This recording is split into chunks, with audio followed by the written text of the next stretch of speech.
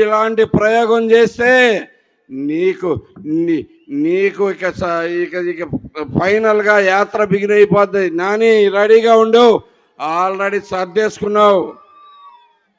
5,000 కనుక ఇక్కడ నిండితే 5,000 మంది జనాలు వస్తే ఇక్కడ నేను తట్టాబుట్టా సర్దుకుని వెళ్ళిపోతానంటున్నాడు. మనం అందరం బయలుదేరి ఇప్పుడు తట్టాబుట్టా సర్ది పంపిద్దాం, పదండి, రెడీ. ఏదైనా కానీ ఈ సందర్భంగా ఎన్టీ రామారావు గారికి, మన అన్న ఎన్టీ రామారావు గారికి ఘనంగా నివాళులు అర్పించిన మీ అందరికీ చేతులెత్తి నమస్కారం చేస్తూ మరొక్కసారి మనం విజయ పదంలో నడవటానికి అందరూ ఒక్కసారి గొంతెక్కి జై చంద్రబాబు, జై తెలుగుదేశం, జై పవన్ కళ్యాణ్, జై జనసేన, జై లోకేష్, జోహార్ అన్న ఎన్టీఆర్.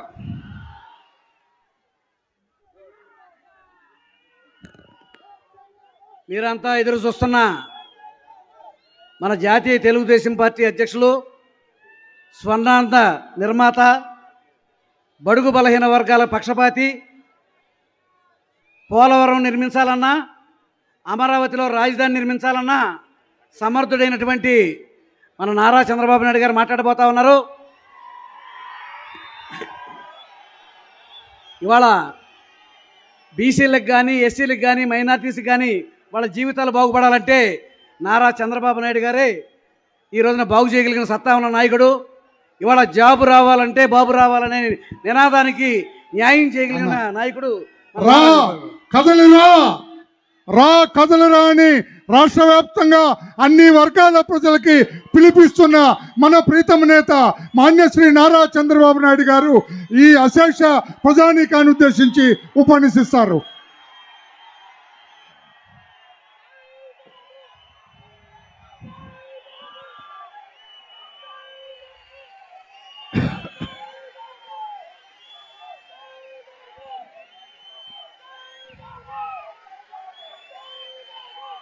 ఆపండి తమ్ముళ్ళు.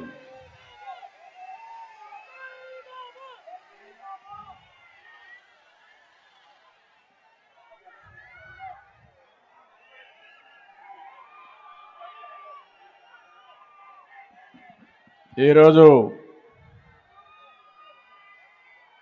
జనవరి 18 ఎన్టీ రామారావు గారి యొక్క వర్ధంతి. ఈ సందర్భంగా గుడివాడలో కదలిరా పిలిపిస్తే